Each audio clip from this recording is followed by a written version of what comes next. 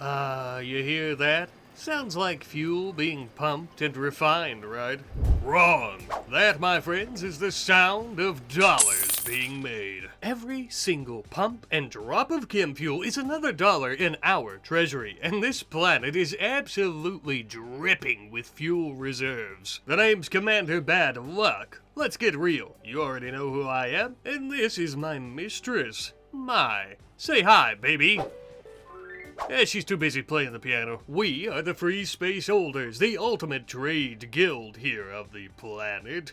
One that, of course, is rife with much trade to be had. Today we'll be building many a trade outpost and truly solidifying ourselves as the guild. One of our largest exports, though, which it already is, but it's going to be even larger, is going to be deep chem that we refine into, you guessed it, chem fuel, which means that we have a lot of processing, a lot of drilling, and a lot of pumping to do today. But first, we have a much larger issue to deal with, like the fact that our crew that does all of our drilling, pumping, and processing doesn't seem to have enough beds to go around. No, this just will not do. I cannot have them having mental breaks because they don't have any beds and keeping us from making money, of course, and becoming the ultimate trader guild, blah, blah, blah, blah, blah. So I, the commander, in my infinite wisdom, have commissioned to have 8 bedrooms mined out in our refining base under the mountain here. I know, awful kind of me, isn't it? With these new residential areas installed, everyone will be able to get a good night's rest before going out and pumping up the deep chem and refining it and blah, blah, blah, blah, blah. You're welcome there, young lizard lady. We would also end up building yet another scytheman, one with a great big rocket salvo on the back, so that we can murder people with him.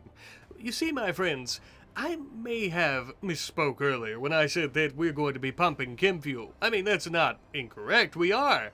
But we also have a few pirate bands and other enemies that we are going to absolutely rock the socks off of, and we're going to be taking their resources as well. First up's going to be a power depot of some of these filthy crimson pirates. Some of the ones that we used to hire during our war against the slave-trading orbital traders. Feels like a lifetime ago. Anyhow, though, these folks seem to be using a lot of chem fuel to power their bases, and so this depot issues it out to many of them in the region. What I'm getting at is that we can take all of that for ourselves. Upon our arrival, though, in the distance as we were scouting out the area, we noticed some large animal-like creatures, although they were unlike any of the natural animals that we had ever seen. I think these pirates have been doing a bit of inhumane testing on God's creatures to turn them into ultimate fighting beasts for their pirate band. Yeah, that sounds about right. Though we felt pity for these horribly mutilated beasts, our attention was also drawn towards a large cargo Cherokee helicopter that had wrecked here. Was it the pirates? Was it someone else's? I have no idea, but I'd like to get my filthy little grubbers on it. As the dark of night persisted on, we began moving our tank a bit to the south into position between 2 rock formations, as well as all 5 of our scythemen to the north between 2 small hills, prepping their rocket salvos for their first barrage.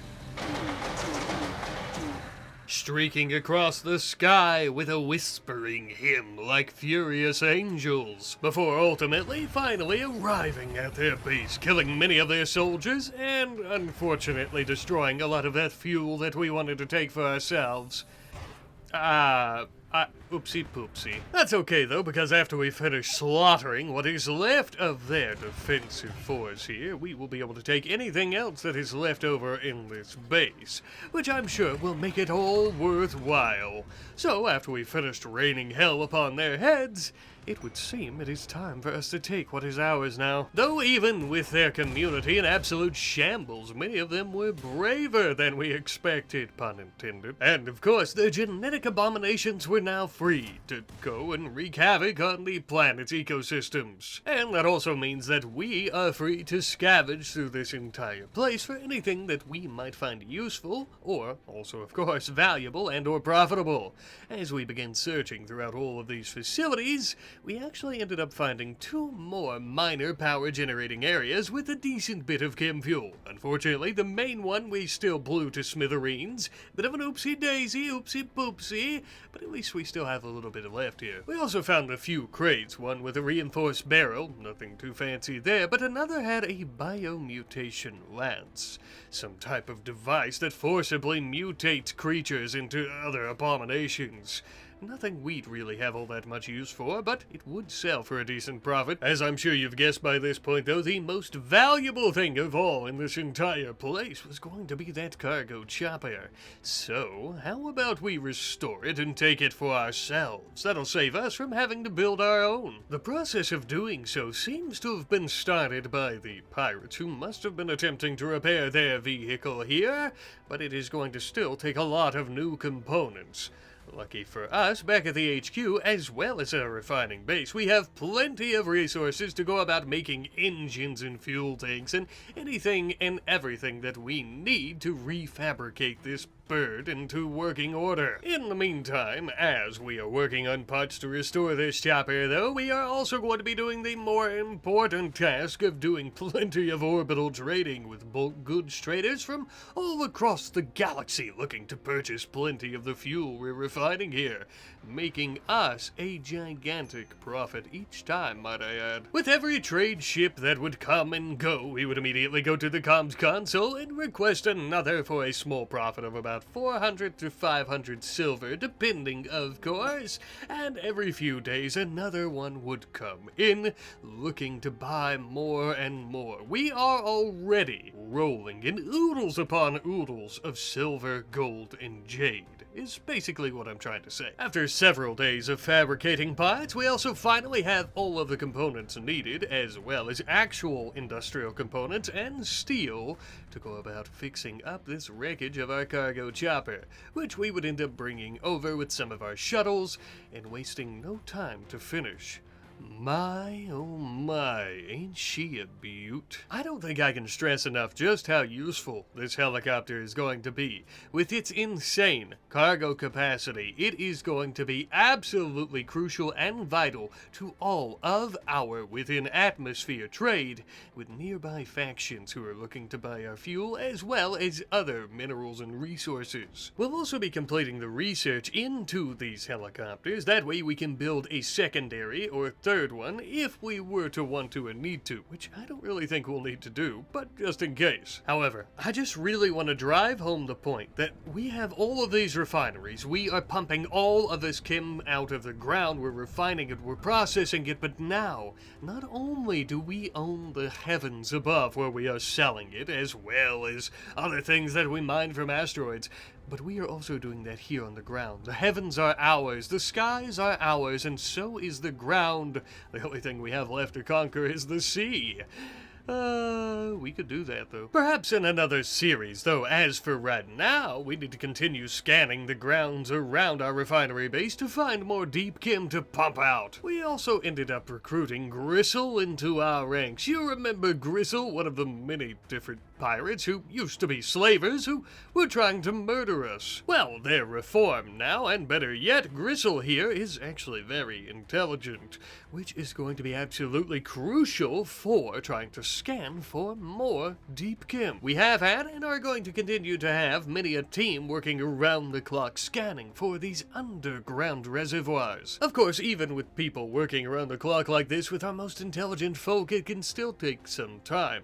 So in the meantime, I want to work on a new type of outpost I think that will help us out with our fuel collection and selling needs. A drilling outpost. Together, Alla and Granzia will have a collective skill of 20, which is exactly what we're going to need to go about building a drilling outpost to get more fuel from the ground. The pair of them would end up heading out to the southwest a little bit from the base to a desert biome area where they would set up this drilling outpost, immediately beginning work.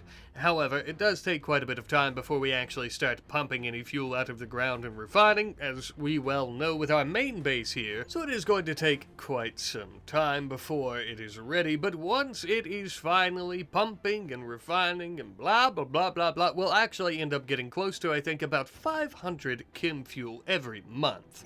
Not all that much, but technically it's free, so better than nothing. Perhaps most importantly though, it is a great extension of our already ever-growing empire on the planet's surface, and it's also a good way to diversify our income a bit. Sure, we're already selling plenty of fuel, but what happens if all of our pumps tap out and they dry up? We'll be able to sell it from this refinery. Around this time, we also finished up that research into Cherokee helicopters, meaning we can build as many as we so choose, though they are very expensive, and as of right now, we only really have use for one. But enough of this peaceful and passive expansion. I've been cooped up on this station for far too long. I grow weary of endless love-making with my new girlfriend and hours of copious substances and alcohol. I need blood. Call me cocky, call me arrogant, call me whatever you like, but I'm basically an invincible walking army, so I'm going to be handling this next base all by my lonesome. No doubt they have some chem fuel here that we can take, but better yet, they also appear to have a mining outpost. We need to put a stop to that ASAP. That's bad for business, even if it is a bit small. To my surprise, these pirates actually had their own warhead with a war casket. Not sure why I would be surprised, as we basically stole the idea of this technology from them, but consider it a pleasant surprise, I guess. It would appear, though, that one of these pirates happens to be the brother of our crew member, Monospas. Well, we'll make sure we return him in a nice little pine box. Maybe multiple pine boxes, depending on how many pieces he's left in. Well, for his sake, he had better duck and cover. We got a warhead coming in hot as the sun. But Commander, is that safe if you're going to take the resources?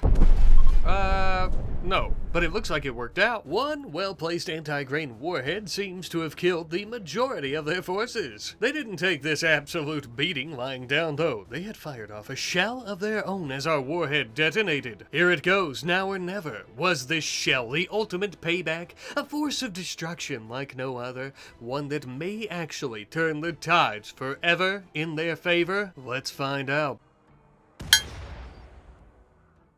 I guess not. So much for that pirate brother, by the way. Fella had glass bones and paper-thin skin, it would seem. Alrighty, Roo, I guess it's my time to shine, and by that I mean come in and massacre whatever's left of this pathetic shithole.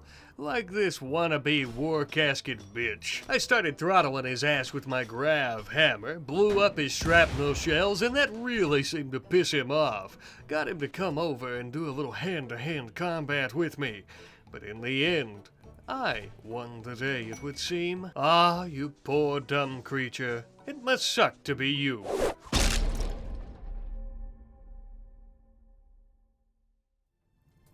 Well then, that was fun, I'd say, wasn't it? I had a good time, at least.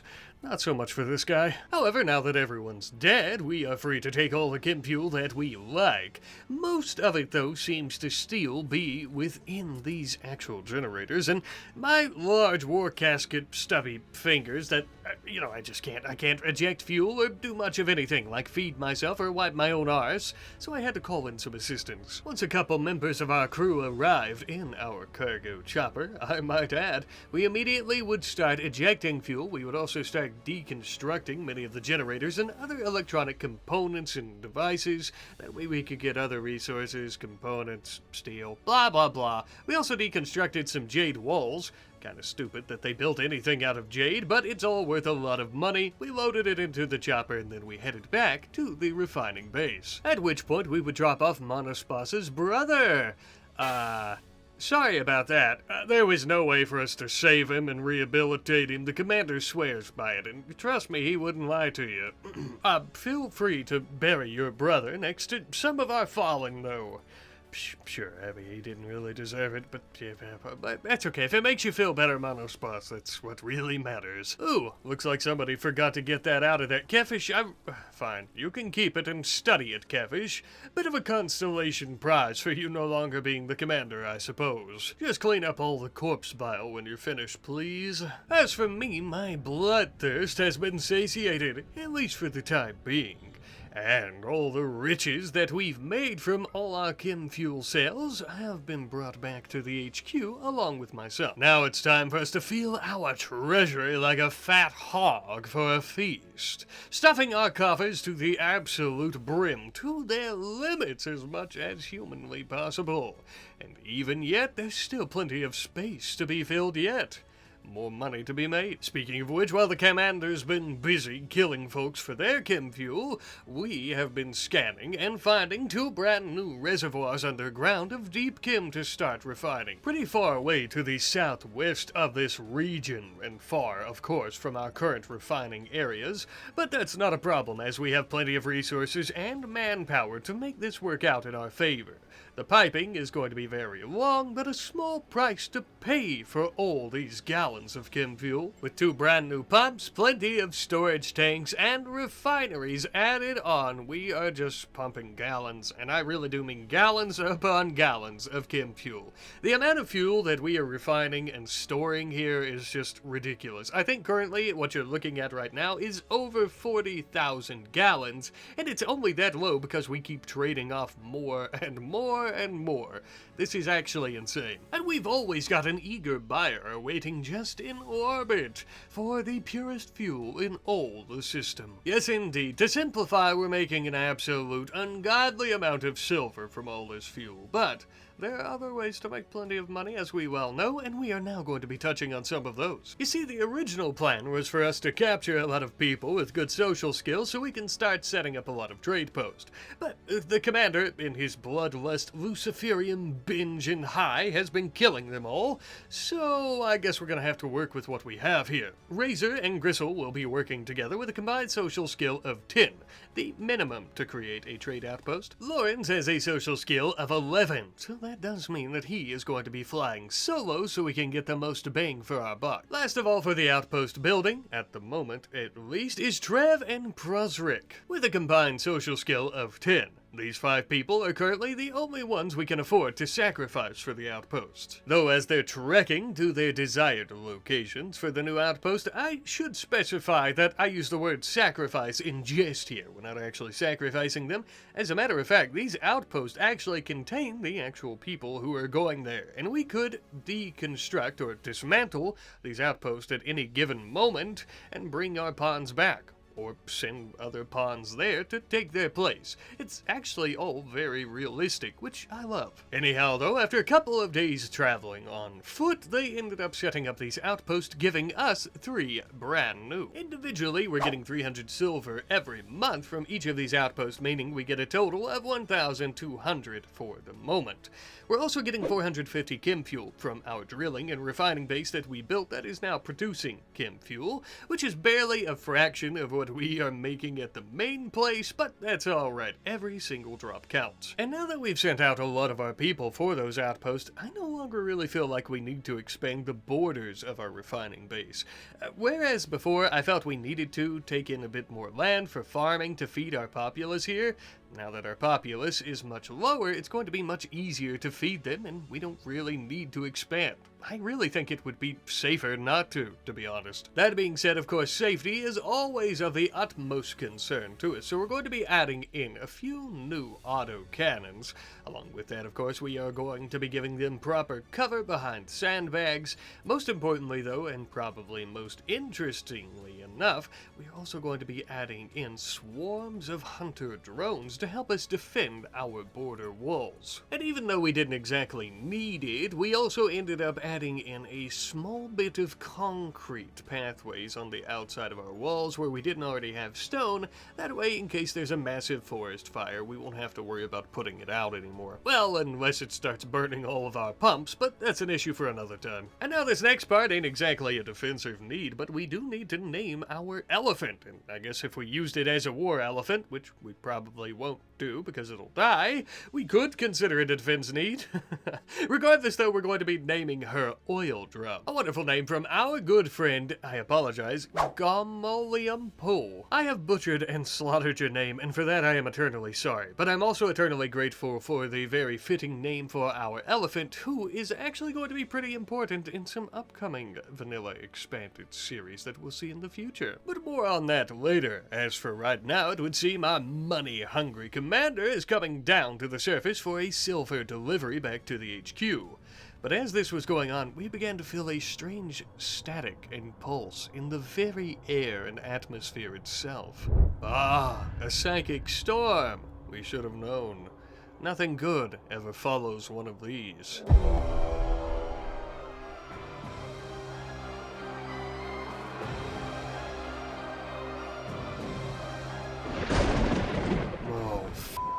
We've got some very serious, and I mean very serious business here. Basically an army, a small army of archons. Now you might think 18 archons, that's no army. Well, you don't know archons because they're insane and insanely strong at that as well. I don't know what to do. I am very scared. I'm going to be bringing everyone out. I need people in the Scytheman ASAP, immediately. I have also brought down the commander. I think he, in all of his, say, glory, and definitely not, arrogance, perhaps, would be willing to take on the Archons head-on as the rest of us prep our vehicles and our defense. I'm actually going to close our gates.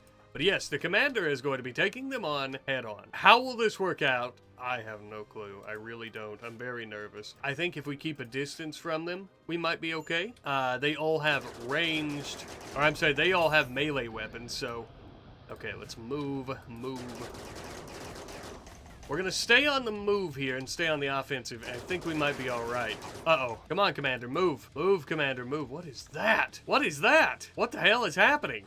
Haywire. Physically hacked programming that disrupts the IFF operations? Are they hacking his war casket? Is that what's happening? Somehow? That's insane. I don't actually know how this is going to work out here. The commander is surrounded. Let's see if any of those grenades help. No, not at all. There we go. Now the cannon. Oh, no. The commander is stuck. The commander is hacked, his armor is hacked, and he's stuck, and he cannot move. This is bad. It would appear that the commander, with his mighty, oh my god, his mighty hammer, is going to be in something of a duel here, but Jesus Christ, his legs. Oh my god. Already seared from the blade. What do we do? I don't even know what to do. I mean, I think the commander, let's see, I get...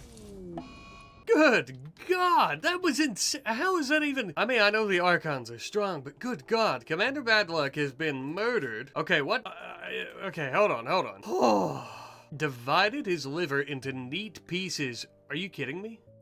Sliced him in the heart and then divided his liver into neat pieces with their swords? I know Archons are strong, but holy shit, that's insane. That's actually insane. Commander Badluck, let me just paint the picture again in case any of us have forgotten, is our secret weapon that won the war against the Orbital Traders Force because his war casket was that strong and he was basically invincible. Good God, that's insane. I think we might die. I actually think we might all die. 18 of them are still alive. A couple of them are barely injured. I think we might actually all die. Oh my God, that's insane. I wish I could tell you, as I begin lining up some airstrikes, that the commander's arrogance got to him. And you know what? Maybe it did. But honestly, I don't see how it couldn't have gotten to him. Right? I mean, we literally thought he was invincible. So how couldn't it have gotten to him? Holy shit, I don't know, man.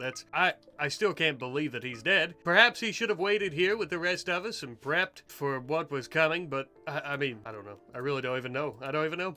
Crazy. Absolutely crazy. We are out of anti-grain warheads in our shuttles. That really sucks. We do have high explosive shells, though, in one of them, so I suppose we'll need to prep that. Our auto turrets are ready. Our auto cannons, I should say, as well as our hunter traps, but good God, I really hope that we're able to do this, because I think we're not going to be able to. I'm going to level with you. I think we're going to lose. And I think if they keep coming, we will need to make a very quick evacuation back to the HQ. Perhaps if they leave anything here left, we can come back, but I think we're going to have to make an evacuation. Even without our commander, though, we will do our very best to defend our home and our base. Oh my god. Oh, here we go. Oh, okay. Not too bad, not too bad, not too shabby. We have still 14 of them. Son of a bitch. We've only managed to kill 4 of them. And mind you, of course, when we, quote unquote, I'm doing air quotes, kill them, they end up teleporting away, like this right here, back to whatever technological god mind thing that controls them that they're linked to, so... We've got that one there. Now, that might be interesting. If she doesn't end up dying, do you think we could capture her? This could be our chance to do that. That's... I don't know. I feel like we got to be very careful, but that could be something we're interested in doing. Let's find our fastest person here. Scavenging is pretty fast. How about we send Scavenging down here? And there's the potential of capturing this person who has incredible melee. They're an archon, okay? This would be the first archon that we've ever captured. This archon is a bit better, though, in terms of stats, but I really want to go out there. This person is just an insane fighter. And I would also like to get that damn sword. Although, it is bonded to this person, so we would have to capture them. Oh, we have this one too? Okay, we don't have any more, oh, they're coming this way. They are coming this way. That's very concerning. Okay, we'll capture some of these archons. However, they are extremely fast and they're already heading this way. Let's go ahead. We're gonna start destroying our own fuel refineries, but holy, I couldn't care less as long as we kill some of these archons. Because, oh my god, they are strong. And there's far too damn many of them. Yeah, all right. Oh, yes!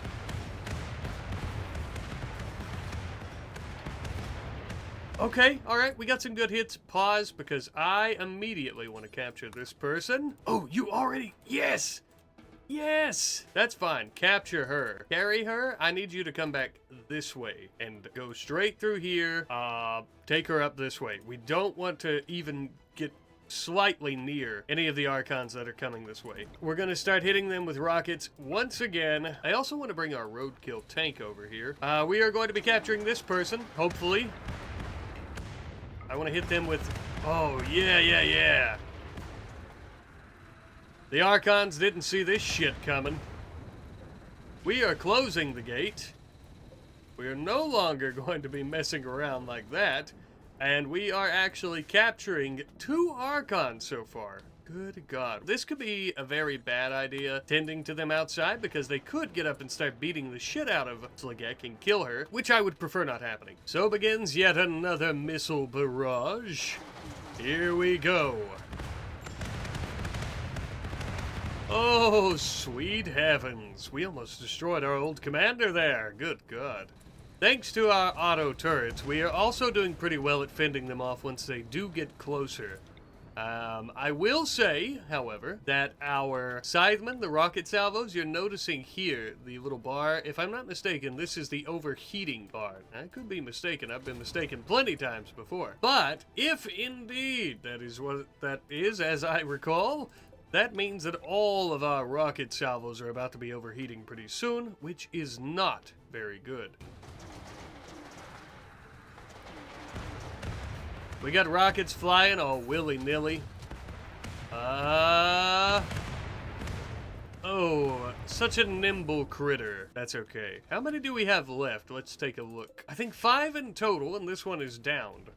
Oh, 2 of them are downed. 3 of them! I didn't even notice. All 3 of these 3 are downed. Holy shit! We might as well have said that we've won at this point. Open that, okay? Let's go ahead and set like an entire block of our residential area for prisoners, and we're gonna start capturing them. I think that's the best thing to do here, because the more of them we capture, the more that we'll have, and the more that we could try to convert into joining us. We need to get these 2 inside as the other one is coming, even though they're fairly close. Oh, they're stealing? They're leaving? Ah, it would appear that they want to study us just as much as we want to study them. That they're taking some of the war casket gear and they're leaving. Gonna level with you.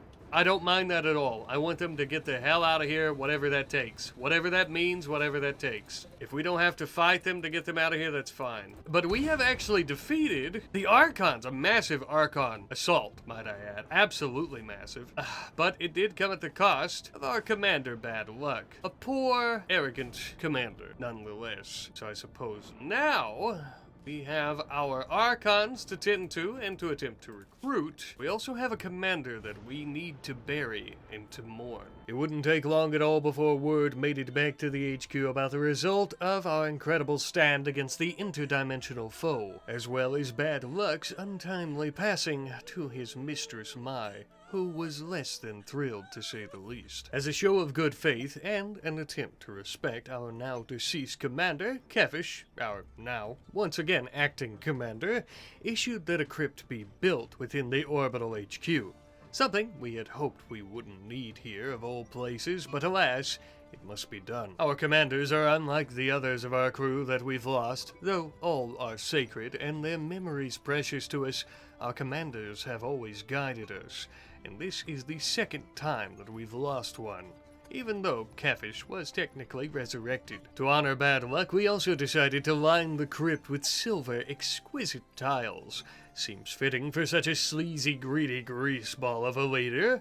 Besides, thanks to his reign and all the trading and conquering and bloodshed, we can easily afford it. You'll have to look over me. I know it's not kind to speak ill of the dead, but it is no secret that I, the narrator, the Rat Papa, wasn't too fond of Commander Bad Luck before he became commander long ago. But many of our crew were close to him. Even if some didn't like him, they had known him for many a year, and his passing sent many folks into a sad wandering psychosis. Once the crypt was finally completed, we would bring our now deceased commander back up to the HQ, and we would allow his mistress Mai to be the one to bury him, preserved forever not only in our memories, but in his sarcophagus with a transparent lid, not only so that we could be reminded of the travesty that the Archons can inflict, but also all of the achievements of this commander, if you can call them that. We would hold a funeral for the entire crew that was in orbit at the time, and of course we'll allow our others that are on the ground to come and visit any time that they so choose. But this is it, friends. Bad Luck is dead.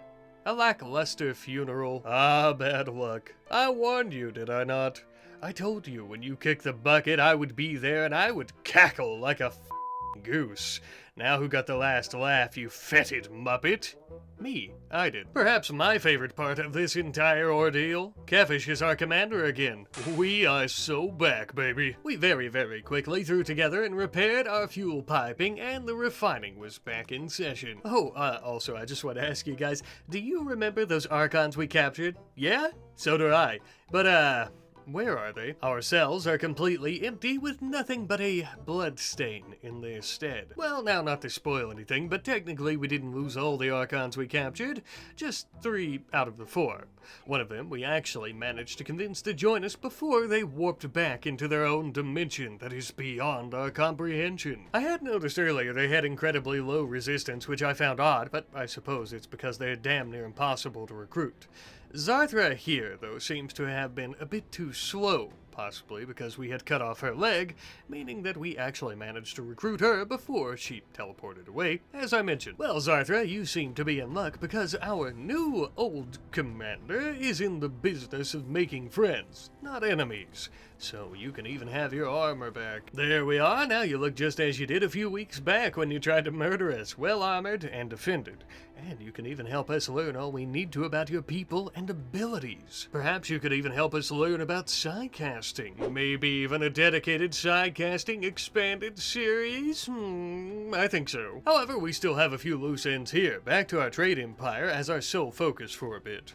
Mai and Kirko together have a combined social skill of 10. so they too will be forming an outpost. This was a big decision for us to make since Kirko is one of our founding members, but no one better to tend to the needs of Mai as she mourns our corpse of an old commander. The two of them would end up heading just a bit south to a bend in the road. I probably should have mentioned this earlier, but I'm sure you can tell that all of the outposts that we've been creating have been on the road. That way it's a bit easier for everyone to trade with them. Now, technically, with all these outposts, we could just kick back and watch the money roll in like a high tide while we get fat and filthy rich. That's definitely what the old commander would have done, but not me. Sitting around on our asses like that is all well and good, but we are going to be loading up our helicopter day in and day out with plenty of fuel, weapons, jade, anything and everything that is valuable, and we are going to be taking these huge shipments of goods and resources to our neighbors